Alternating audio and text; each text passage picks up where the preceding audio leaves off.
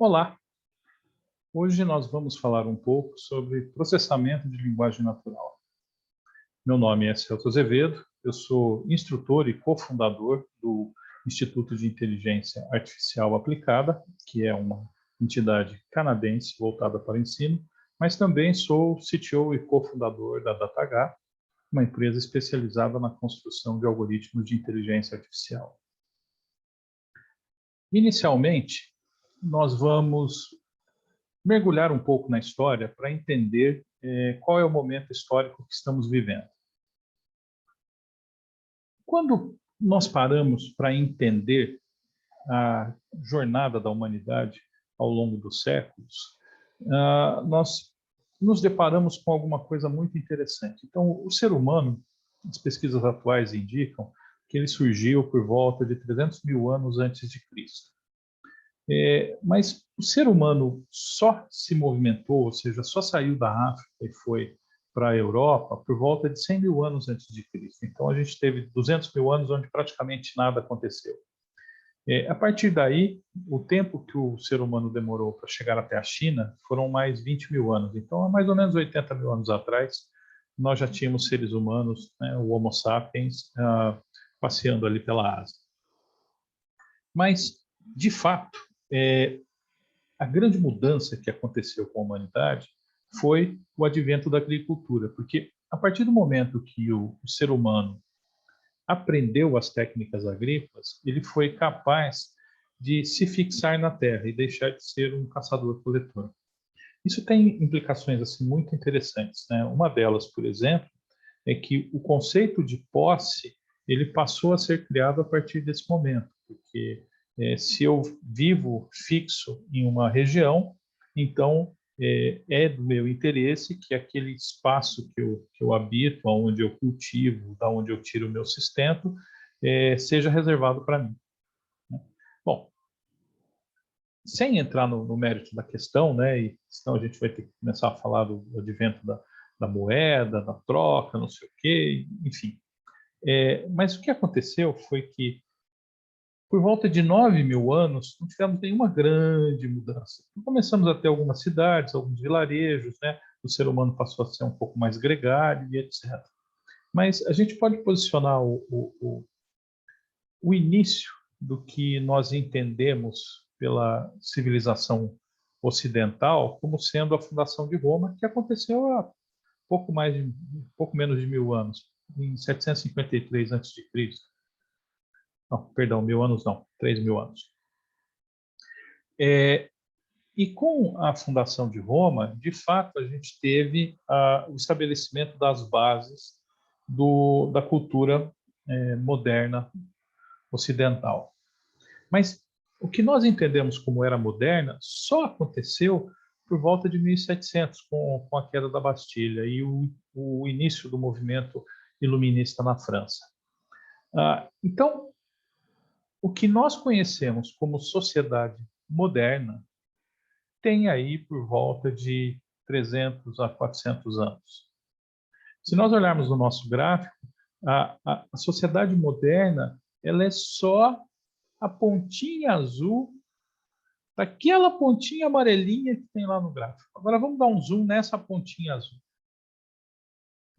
Então, por volta de 1765, a gente teve a primeira Revolução Industrial, onde começamos a criar máquinas que faziam trabalhos que antes eram reservados aos humanos. Né? Então, o tear de Jacquard e outros equipamentos mais sofisticados e movidos principalmente a vapor foram as grandes invenções que impulsionaram a primeira Revolução Industrial. Por volta de 1870, a gente teve a segunda Revolução Industrial, onde nós tivemos duas coisas bastante interessantes acontecendo. Né? Ali foram lançadas as bases para a produção em massa, a criação dos motores à explosão e, principalmente, nós passamos a ter tecnologias que nos permitiam utilizar a eletricidade. Isso mudou toda a regra do jogo. Né? Com a eletricidade, o ser humano foi capaz de dominar a noite, então ele passou a aproveitar as 24 horas do dia. nós pudemos ter motores menores, mais potentes, que faziam coisas mais interessantes, pudemos automatizar diversas atividades que antes eram reservadas a trabalhos manuais.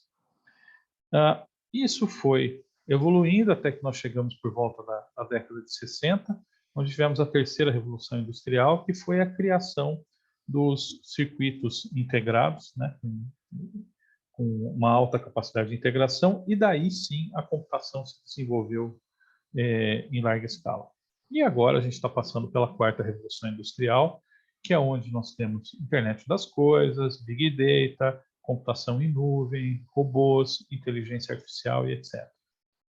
Quando nós olhamos lá para aquela pontinha azul do nosso gráfico, então ela está dividida nesse outro desenhinho aqui.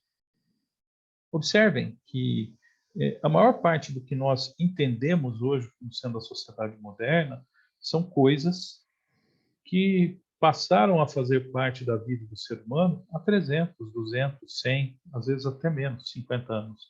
Um fato relevante que vale a pena nós observarmos é a questão dos smartphones. Hoje a grande maioria das pessoas carrega um smartphone em seu bolso e não conseguem conceber a vida sem ter esse equipamento à sua disposição. Mas observem que o primeiro smartphone foi lançado em 2007 pela Apple. Ou seja, nós estamos falando de uma tecnologia que tem aí por volta de 15 anos. Ela é extremamente recente, principalmente se nós colocarmos isso dentro daquela escala de tempo de 300 mil anos. Ou seja, 15 anos não é nada. E isso modificou profundamente a forma como os seres humanos se conectam à tecnologia. Então, a gente pode dizer que hoje nós temos uma sociedade onde tudo acontece em tempo real, altamente digitalizado, as novas gerações já nascem e crescem tendo acesso e intimidade com a tecnologia. Tecnologia essa que ela não só é social, porque ela condiciona o relacionamento das pessoas, mas também pervasiva, porque nós nem nos damos conta que ela está aí. E isso influencia tudo, né? Desde as relações humanas até o próprio ambiente de trabalho. Haja visto que agora, nesses últimos anos, com a pandemia, toda a mecânica e dinâmica de trabalho sofreu uma forte alteração, justamente porque agora nós entendemos que é possível e bastante razoável o trabalho remoto.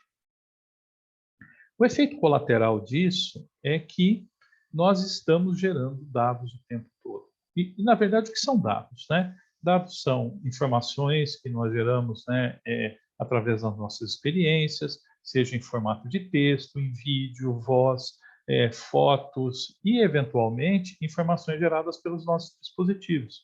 Porque quem está usando um smartphone nesse exato momento, o seu smartphone está coletando e gerando dados e, eventualmente, transmitindo esses dados para outros receptores, de forma que você acaba espalhando esses dados. Agora, quando eu tenho uma fonte de dados, isso é uma coisa. Quando eu tenho milhões, centenas de milhares e bilhões de dispositivos gerando dados, a coisa é bem diferente. E para quem nunca viu, né, no final das contas, o que é o dado que existe dentro dos ambientes, né, de computação? O dado digital nada mais é do que representação numérica de coisas. Então, no final das contas, o dado que a gente trabalha, né, no mundo digital nada mais é do que um monte de números. E ponto final. Agora, quando a gente pensa naquele monte de dados que está sendo gerado o tempo todo, tem uma notícia interessante. 80%, pelo menos, desses dados, eles são o que nós chamamos de dados não estruturados. São dados que, por exemplo, você não conseguiria colocar em linhas e colunas numa planilha do Excel. Você pode até falar, esse texto eu consigo. Consegue, mas não fica aquela representação adequada, onde, por exemplo, cada coluna da sua planilhinha do Excel tem o mesmo tipo de dado. Aqui eu tenho a idade, aqui eu tenho o peso, aqui eu tenho o nome e assim por diante.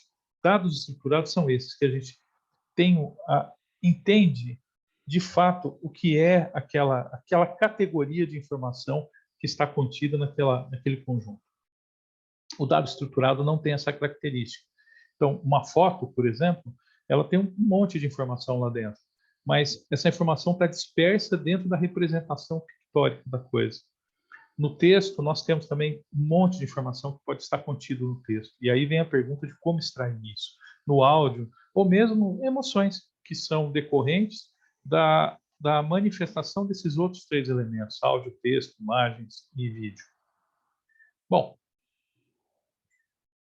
qual é a questão principal relacionada a essa grande quantidade de dados? Ultimamente, tem se falado que o dado é o novo petróleo. Ou seja, eu tenho esse monte de dados que está sendo gerado o tempo todo e, teoricamente, esses dados seriam suficientes para eu conseguir extrair conhecimento a partir dessa informação, dessa representação digital do mundo que está armazenada, espalhada por N sítios. O problema é que, quando a gente pensa em petróleo, né, e de fato o petróleo ele causou uma mudança também profunda na indústria e na forma como nós construímos e fazemos coisas, a pergunta que eu faço a vocês é: quem de vocês tem petróleo em casa? Quem tem lá um vidrinho cheio de petróleo? Quem tem um frasquinho com petróleo guardado dentro da geladeira? Ninguém. Porque o petróleo per si, ele não serve para muita coisa. O que acontece é que os derivados do petróleo, sim, eles têm sentido para a humanidade. Então, o petróleo, após extraído e devidamente processado, ele passa a ser útil para a humanidade. Porque se o dado é o novo petróleo, mas se uma máquina não conseguir entender esses dados, então eles não são úteis para a criação de um algoritmo ou não são úteis para a extração de informação e, por consequência, não são úteis para a geração de conhecimento. Bom, isso tudo é importante porque, a partir daí, nós podemos chegar à conclusão que as ferramentas que nós tínhamos até a década de 90 ou no início dos anos 2000, né, as ferramentas clássicas de programação e de tratamento de dados, elas não são adequadas para se trabalhar com dados não estruturados. E aí vem uma pergunta: quem são as ferramentas que vão nos dar a capacidade de trabalhar com esses dados? É aí que vem as afirmações que nós temos ouvido, até algumas até clichê, né, como essa: a inteligência artificial é a nova eletricidade, né? Porque a inteligência artificial é a chave que nos dá acesso às ferramentas que precisamos para trabalhar com esse novo conjunto de informações, né, esse novo conjunto de dados que nós temos à nossa disposição. E quando a gente fala a inteligência artificial é a nova eletricidade, isso tem duas vertentes bastante interessantes. A primeira é que, quando a gente pensa em eletricidade é algo no nosso dia a dia que nós só nos damos conta dela na sua ausência. Ou seja, quando falta eletricidade é que eu sinto a importância que a eletricidade tem na nossa vida. E ela é tão grande que existe um estudo que diz que, se a humanidade ficasse sem energia elétrica por uma semana, por volta de 80% de todos os seres humanos morreriam. Então, a eletricidade é fundamental para o funcionamento da sociedade moderna. Mas a outra questão, né, além dessa disrupção ou dessa dependência criada pela eletricidade, é que nós não nos damos conta dela. Então, ela está e faz parte do nosso ambiente de uma forma silenciosa.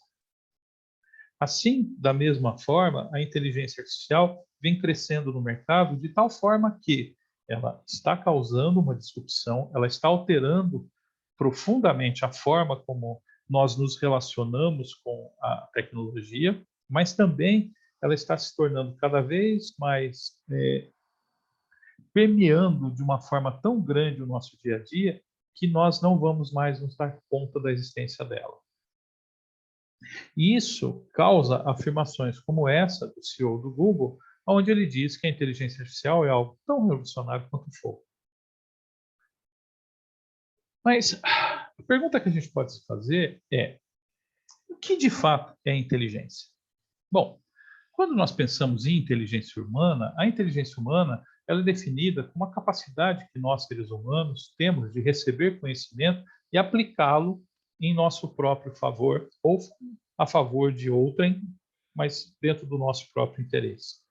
E nós já conseguimos identificar que não existe só aquela inteligência lógico-matemática, né? Ou aquela inteligência que era testada nos testes de QI na década de 80, 90. Né? Então, nós temos diversas inteligências. E aí vem a grande pergunta. Né? Olhando sobre essa questão da inteligência, se eu fosse comparar Einstein, Mozart e Pelé, quem deles é mais inteligente?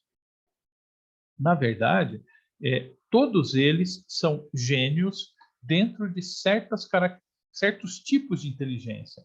Então, Mozart era um gênio que tinha uma superlativa inteligência musical. Já Pelé era um gênio que tem, até hoje, né? Pelé ainda está vivo, uma superlativa inteligência corporal sinestésica. Já Einstein era um gênio dentro da inteligência lógico-matemática.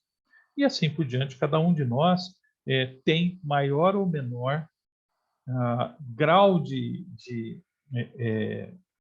maior ou menor quantidade, né, dessas inteligências. Nós, na grande maioria das pessoas, não somos desprovidos de todas elas, mas algumas são mais desenvolvidas que outras.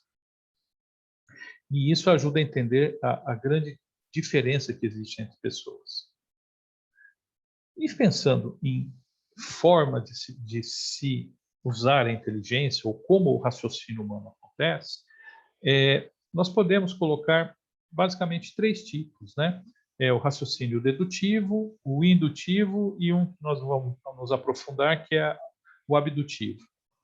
Mas, basicamente, o raciocínio dedutivo é aquele que, a partir de observações ou a partir de um conjunto de regras, eu consigo estabelecer a relação causal entre as coisas. Então, vamos dar um exemplo para ficar mais fácil.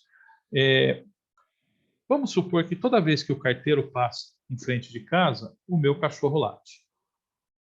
Ora, se o meu cachorro latiu, eu posso deduzir que o carteiro já passou. Ou seja, a partir da aplicação dessa regra, eu deduzo, eu chego a novas conclusões. Isso tem bastante sinergia ou bastante similaridade com o raciocínio lógico-matemático.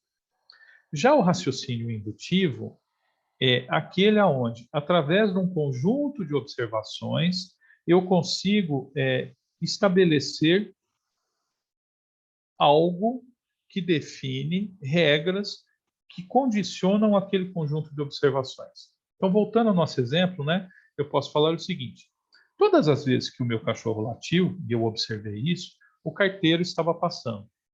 Então, quando o meu cachorro latir, isso significa que o carteiro está passando.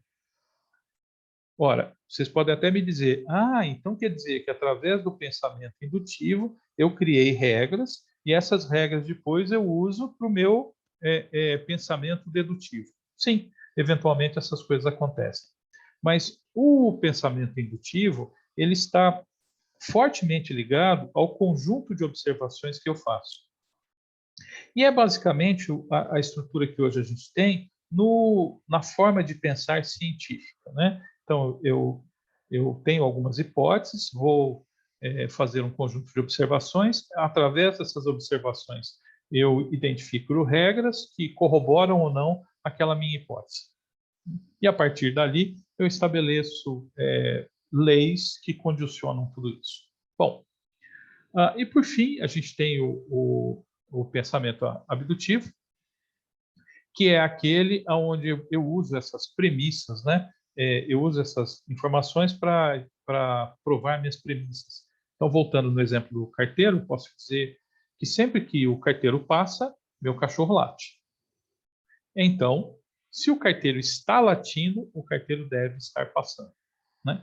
Esse é basicamente o mesmo tipo de pensamento que a gente vê aí nos textos de Sherlock Holmes. Mas, enfim, desses todos, a forma de pensar que nos é mais importante para efeito da inteligência artificial é o pensamento indutivo, porque dentro das disciplinas da inteligência artificial, várias delas são baseadas na extração de regras a partir de dados, que é basicamente a forma, né, o modus operandi do pensamento indutivo. Então, isso nos leva a pensar o que é, então, inteligência artificial. Bom, a inteligência artificial, ela tem, assim, eu já vi diversos diagramas tentando colocar tudo isso dentro de um desenho só. Mas, basicamente, o que a gente tem são diversas disciplinas dentro da computação que tentam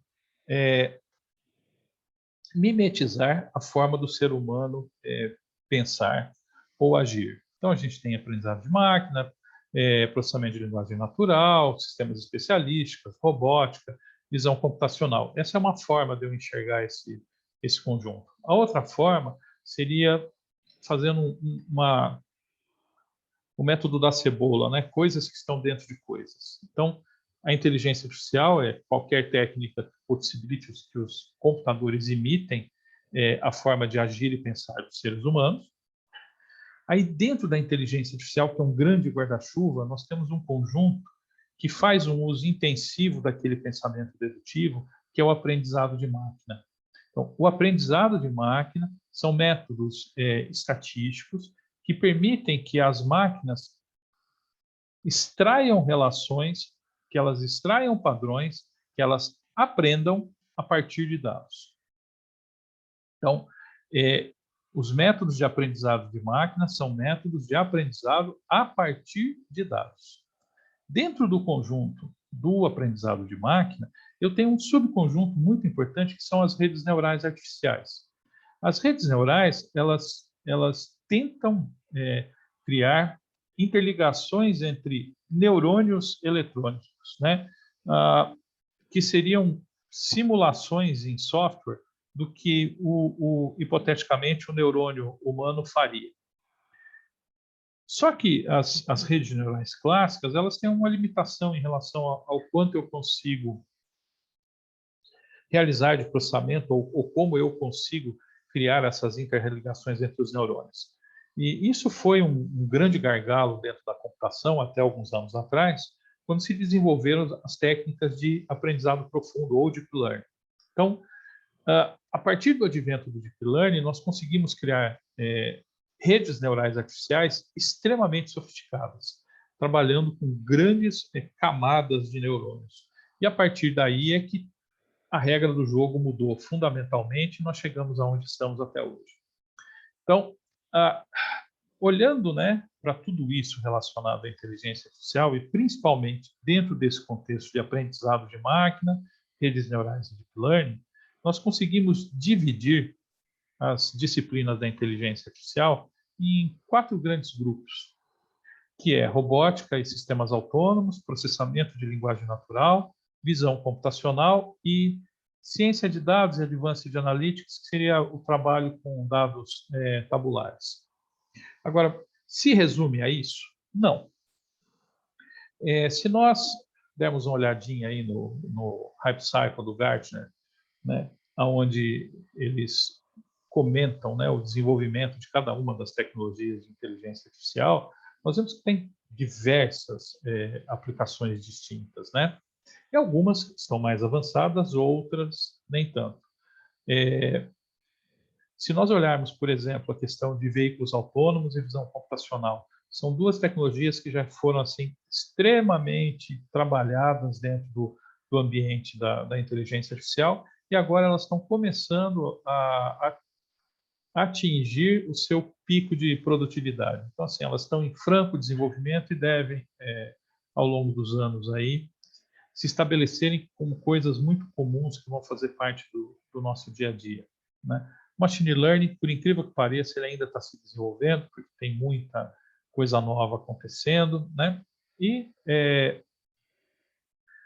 o processamento de linguagem natural é outro que também ele ainda precisa ganhar mais maturidade, mas que também está em franco desenvolvimento, né? Bom, isso tudo dito, agora a gente pode, de fato, entrar no contexto do nosso bate-papo, que é processamento de linguagem natural. Tá? Então, lembrando, nós temos inteligência artificial, que é um grande guarda-chuva. Dentro do guarda-chuva da inteligência artificial, nós temos técnicas específicas que são relacionadas ao aprendizado a partir de dados. E dentro desse conjunto, nós temos um subconjunto, que são as redes neurais artificiais e o processamento de linguagem natural, e as redes neurais profundas, que nos deram a capacidade de desembocar no que hoje a gente chama de processamento de linguagem natural. Tá? E o que é o processamento de linguagem natural? O processamento de linguagem natural é a junção da linguística com a inteligência artificial, de forma que nós possamos construir algoritmos, né, e entender os dados de tal forma que, a partir dessa compreensão dos dados de forma digital, nós possamos, de certa forma, transferir esse conhecimento para máquinas, de tal sorte que as máquinas consigam processar e, entre aspas, né, compreender o que foi dito ou escrito. Tá? Então, dentro do conjunto da NLP, hoje nós temos alguns grupos de atividades que fazem sentido para o processamento de linguagem natural, né? Então, como input do NLP, basicamente hoje a gente tem texto, vídeo e áudio, né? E como output do NLP, né, nós temos o processamento de linguagem pura e simples, extração de entidades, relacionamento entre entidades, classificação, análise de sentimentos, geração sintética de áudio, e assim por diante. Para que a gente também não se estenda demais, nós vamos nos fixar basicamente em dois grandes conjuntos aqui, que é a extração de informações a partir de texto e a informação a partir de áudio. Vocês podem olhar e falar assim, mas texto é tranquilo, né? Você pode pegar um texto qualquer e trabalhar em cima dele. Mas também não é. Então, vamos imaginar o seguinte. Quando nós falamos em texto, nós podemos pensar em texto digital, que está contido dentro dos nossos sistemas, podemos pensar em texto que está contido em material impresso, e aí, portanto, os caracteres têm o seu formato lá bem definido e é possível de você utilizar ferramentas de reconhecimento óptico de caractere para conseguir transformar aquelas imagens das letras em texto, mas, de repente, nós temos coisas como essa aqui, textos feitos à mão, né? Cada um com um tipo de grafia diferente, ou mesmo documentos antigos, escritos à mão, que, além do problema do envelhecimento do papel, da descoloração da tinta, sujeira e etc., foram escritos de uma forma não tão cuidadosa.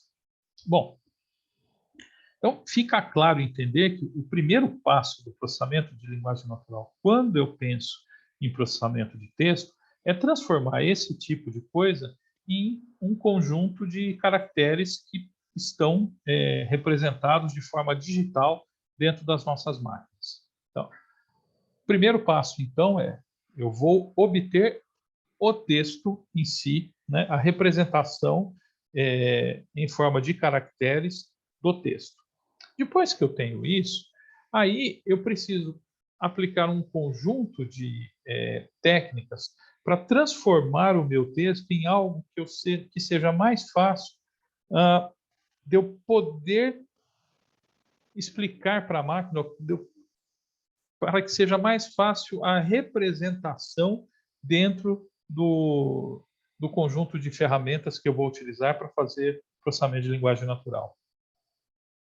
Aí a gente tem tokenização, lematização, steaming, padding e assim por diante. Nós não vamos nem entrar no mérito da questão aqui, porque eu acho que devem ter outras palestras que vão aprofundar um pouco mais no assunto. Mas, de qualquer forma, o nosso grande objetivo, quando a gente pensa, né, em representação de texto, é chegar no que nós chamamos de vetorização. E essa vetorização implica em eu transformar as minhas palavras, que aqui nós vamos chamar de tokens, então é transformar os meus tokens em uma representação numérica, de tal forma que essa representação numérica, depois eu possa utilizá-la dentro de algoritmos como redes neurais e tomar decisões a partir disso. Tá? Então, entendam que o primeiro passo é capturar os textos e transformá-los em uma representação digital, baseada em caracteres do que estava sendo escrito. A partir daí, eu vou usar um conjunto de técnicas para transformar esses textos em vetores, e aí, depois que eu tenho esses textos em formato vetorial, eu posso utilizá-lo para a tomada de decisão. E é muito interessante, porque depois que eu vetorizo meus textos, eu tenho alguns efeitos interessantes, de tal forma que palavras que têm significado similar, elas começam a se aproximar dentro desse espaço vetorial que é gerado, né? E isso nos dá algumas oportunidades interessantes, como inclusive trabalhar textos de forma agnóstica, ou seja, sem estar necessariamente muito preso a uma característica da língua, né? Então, a partir do momento que eu tenho a representação vetorial das minhas palavras, eu posso fazer uma correlação, né? Uma tradução, de fato, desse vetor que está representando a palavra na língua A para o mesmo vetor ou para o vetor similar na língua B. Aliás, essa é uma das técnicas utilizadas dentro dos tradutores que nós temos atualmente, e é por isso que eles têm evoluído tanto. Bom, e aí, a partir do momento que eu tenho palavras vetorizadas, eu posso fazer coisas muito interessantes, como, por exemplo, fazer operações matemáticas com palavra, né? Outra coisa que eu consigo é estabelecer a relação espacial entre essas palavras, de tal forma que coisas similares eu consiga compreendê-las, né?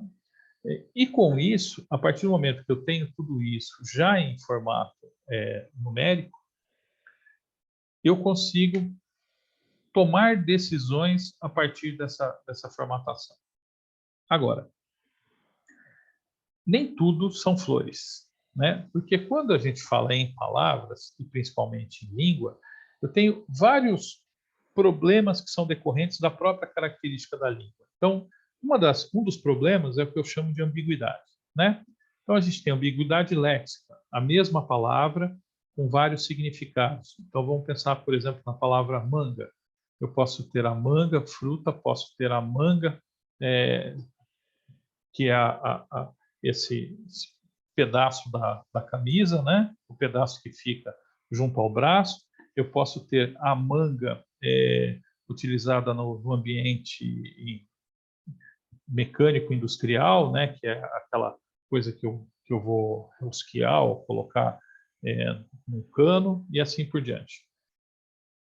Ou meia, né? Eu posso ter meia, que é o que eu ponho no pé, eu posso ter meia, que é uma metade, e assim por diante. Eu tenho ambiguidade sintática, ou seja, a mesma frase pode ser representada em diversas formas distintas. Eu consigo escrever a mesma coisa ou ter o mesmo sentido escrevendo de formas distintas. Eu posso ter ambiguidade semântica. Uma frase que, apesar de ser escrita, duas frases que, apesar de ser escritas de forma muito parecida, tem múltiplo sentido, né? Ou uma ambiguidade anafórica, que é eu tomar um conteúdo que é já conhecido e aplico a ele um novo significado. Então, por exemplo, a uma menina fala para outra, nossa, aquele rapazinho é um gato, né? Ela não está querendo dizer que ele é um animal, né? Que faz parte da família dos felinos, sim, que é um rapaz bonito, né? Essa é uma ambiguidade anafórica. Outro problema que a gente tem com o processamento de linguagem, né, que é o problema das ontologias e variantes linguísticas. Então, aqui, por exemplo, nós temos o comecinho, né, no primeiro texto, de uma tradução de 1800 e alguma coisinha, de Dom Quixote de La Mancha. E a primeira frase é assim, ó: "No lugar da Mancha, de cujo nome não quero lembrar-me, vivia, não há muito, um fidalgo dos de lança encabido, adarga antiga, rocim fraco e galgo corredor." Bom, dificilmente uma pessoa mesmo tendo uma grande riqueza de vocabulário, conseguiria ler essa frase e compreendê-la sem o auxílio de um dicionário. Porque nós estamos falando de uma variante antiga e do português com várias palavras que caíram em desuso. Não é à toa que no meio do século passado, aí por volta de 1960, 1950, foi feita uma nova tradução de Dom Quixote de La Mancha, e esse mesmo parágrafo foi reescrito da seguinte forma: ó: "Na região da Espanha chamada Mancha, em uma aldeia esquecida e empoeirada, vivia um fidalgo empobrecido em companhia de uma sobrinha, de uma criada e de um rapaz que cuidava de um único cavalo e do trabalho do campo." Ok? É... Não é difícil para a gente entender que quanto mais eu vou para o passado, mais difícil fica, por exemplo, para um algoritmo entender o que foi dito ou escrito, né? E, eventualmente, a gente tem variantes linguísticas que são específicas de certas regiões ou certos grupos de pessoas. Então, aqui eu peguei um pedacinho de um funk, né?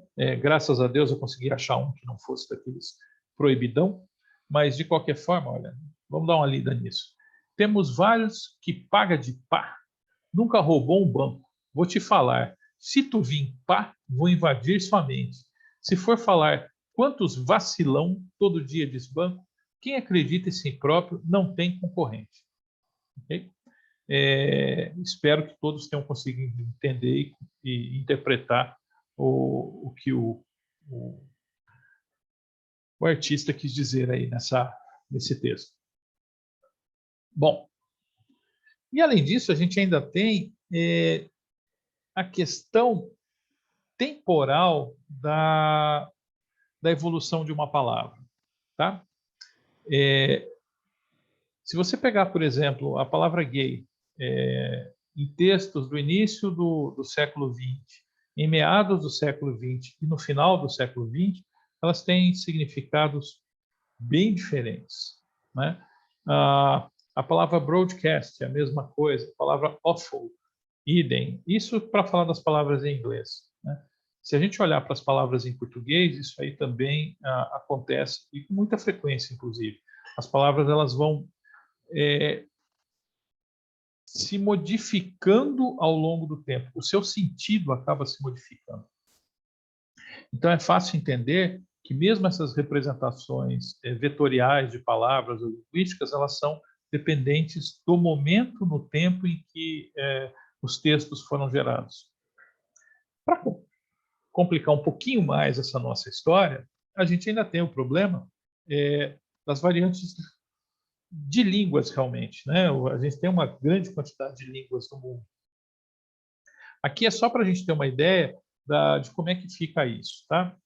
Se a gente for pegar simplesmente os grupos étnicos, é esse gráfico que está aqui na nossa direita, tá? Então, a língua mais falada no mundo, né, que tem os seus grupos étnicos relacionados a ela, é o mandarim, seguido de perto pelo inglês, pelo hindi e pelo espanhol. O português está aí no meio, ele tem uma representação até muito boa, mas não tem tantos falantes assim.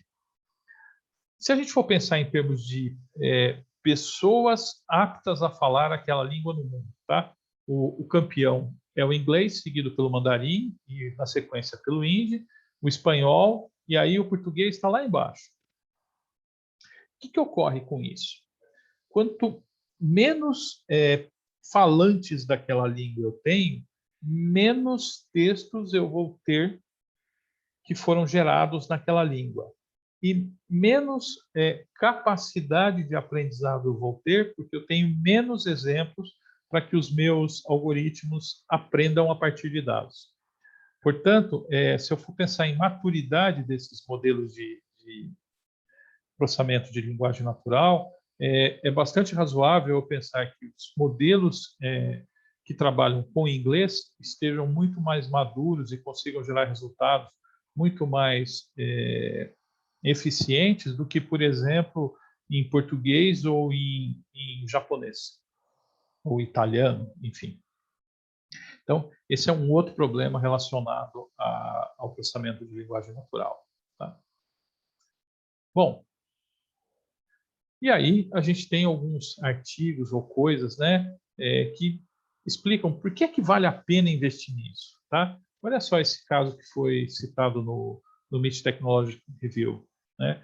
Através da análise, né, de artigos científicos por processamento de linguagem natural, foi possível encontrar possíveis novos materiais que, de certa forma, estavam descritos, mas, assim, era humanamente impossível você fazer a revisão de todos esses 3 milhões de artigos científicos. Então, esse é um efeito colateral um efeito de aplicação bastante interessante do processamento de linguagem natural. Outro, que é o do JP Morgan, né?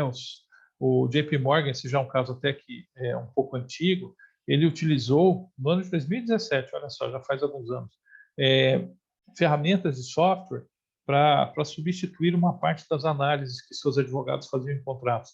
E com isso o JP Morgan conseguiu tornar muito mais eficiente a sua operação.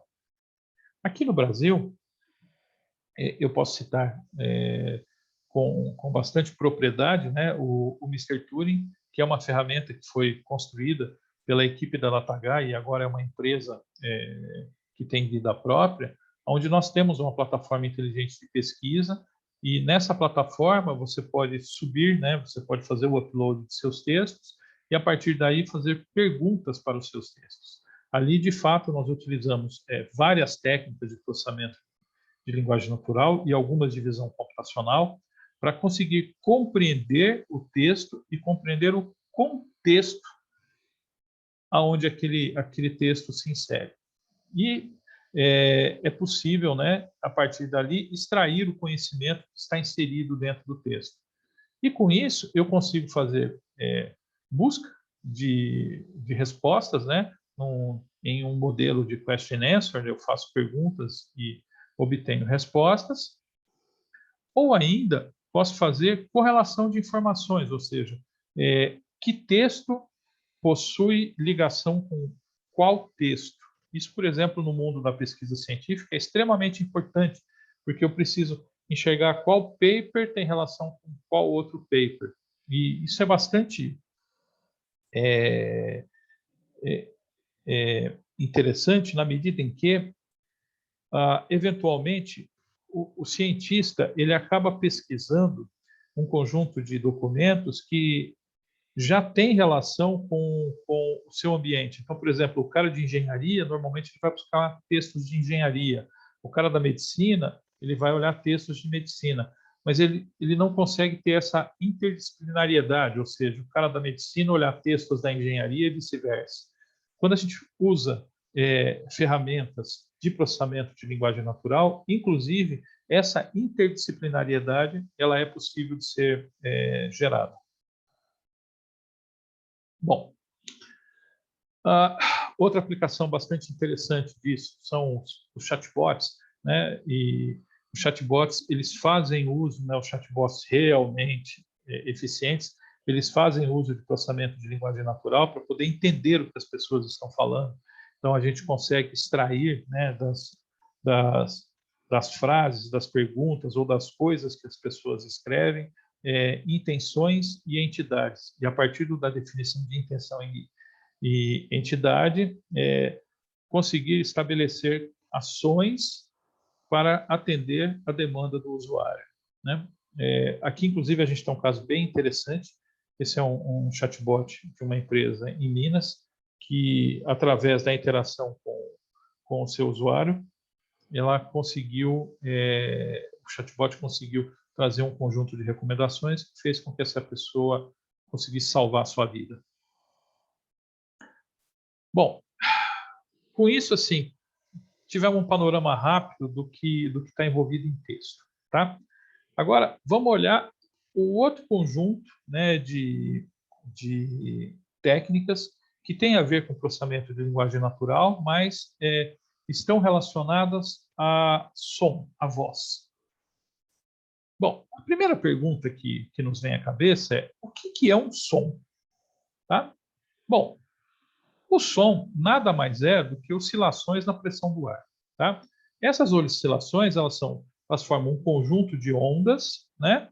E esse conjunto de ondas somadas elas impressionam o nosso tímpano, e a partir daí o nosso tímpano consegue traduzir aquelas vibrações, né, ou aquelas oscilações em algo que o nosso cérebro reconhece e decodifica como som. Tá? Quando nós pensamos no som sob a ótica do processamento digital em si, o som nada mais é do que uma matriz de números que foram gerados ao longo do tempo. Tá? Então, de certa forma, o que significa isso? Né? Que eu coletei uma grandeza numérica que indica a força daquela oscilação num dado instante do tempo. E aí, depois que eu tenho essa informação, num outro momento, eu posso fazer o caminho contrário. Eu posso imprimir uma certa força em algo para gerar ou puxar ou empurrar o ar e, dessa forma, gerar a oscilação que vai ser reconhecida por um ser humano como som. Tá? Então,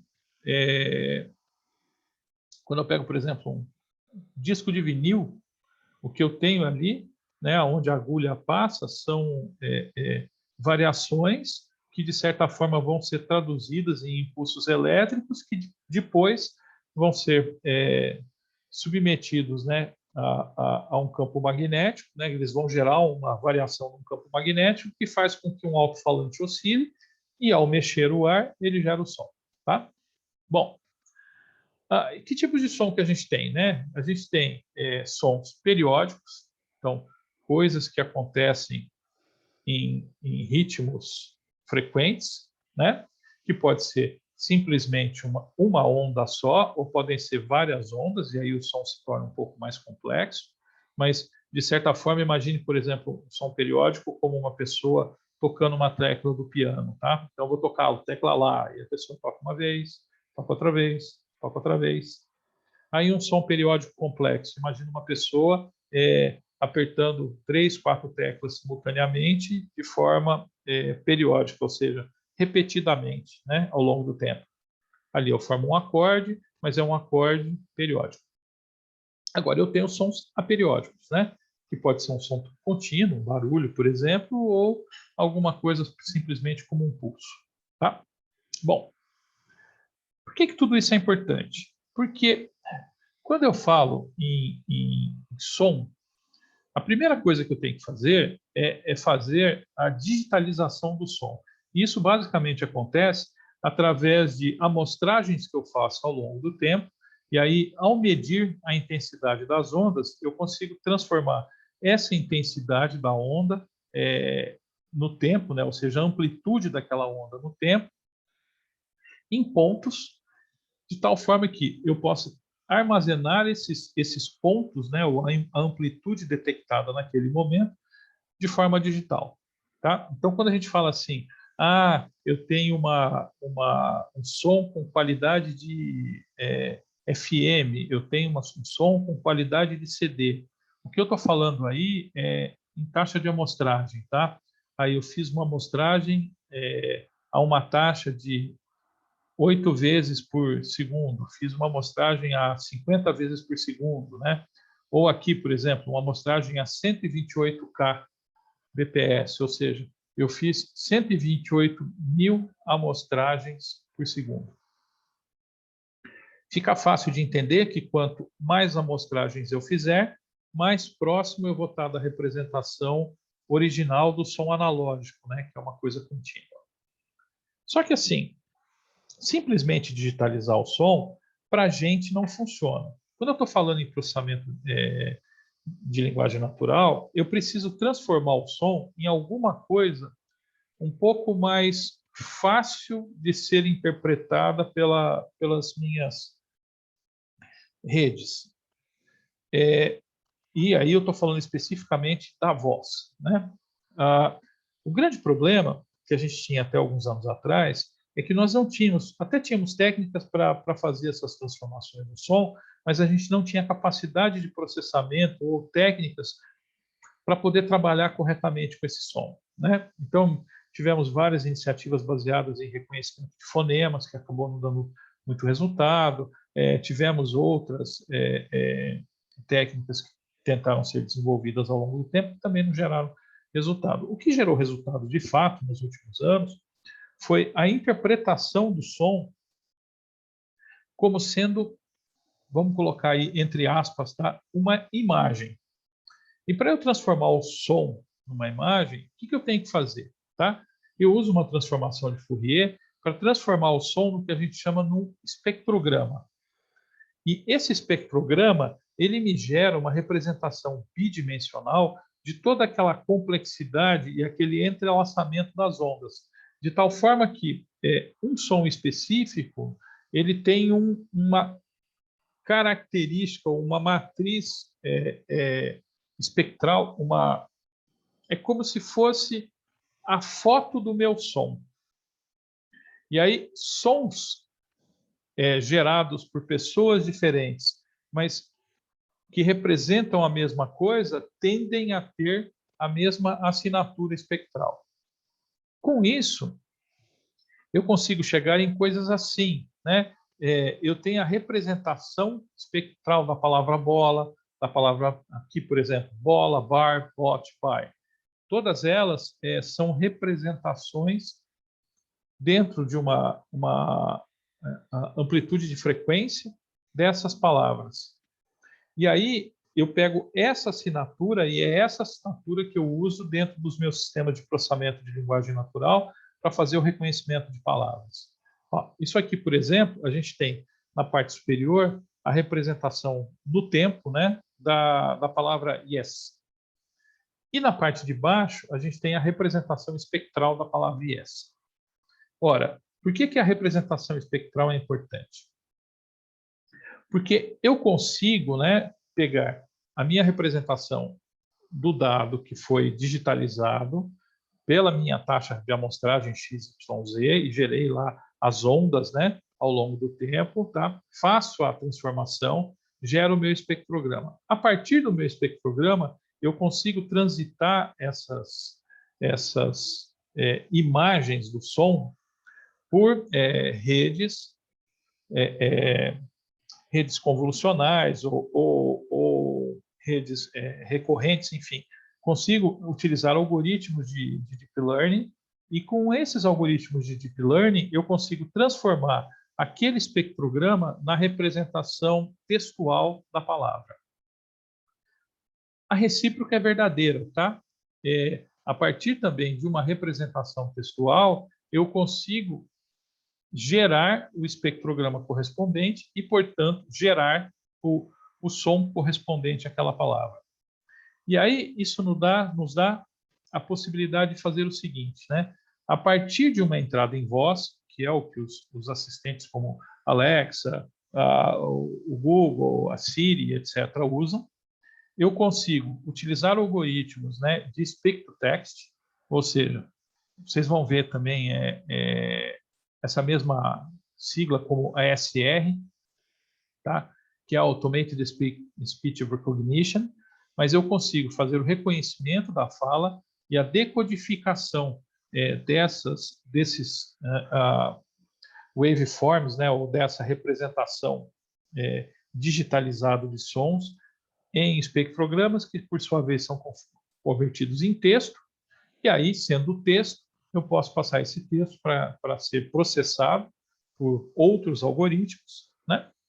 E no caminho contrário, eu pego a resposta, né, gerada a partir do processamento do que foi originalmente reconhecido, gera o texto, passo por um sintetizador de voz que usa, né, o caminho contrário daquela coisa, não exatamente do mesmo jeito, mas ele se utiliza também de características similares e gera a saída em áudio que uma pessoa pode compreender.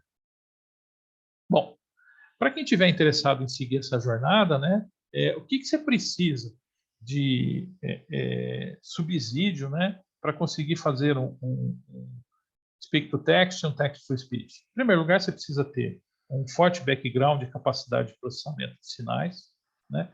Você precisa entender divisão computacional, porque é interessante, mas o espectrograma ele é tratado como uma imagem, ele é como uma foto do som, né? E aí, depois que você consegue fazer esse tratamento visual, aí sim você aplica os modelos de língua, né, para conseguir entender ou encontrar a similaridade entre diversos programas e modelos de representação textual da língua.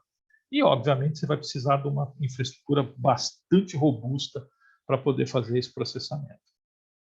Bom, isso vale a pena? Vale muito a pena, porque ao longo dos anos, aqui a gente tem uma análise até 2017, nós conseguimos ver que a cada ano que passa, essas tecnologias elas estão evoluindo cada vez mais.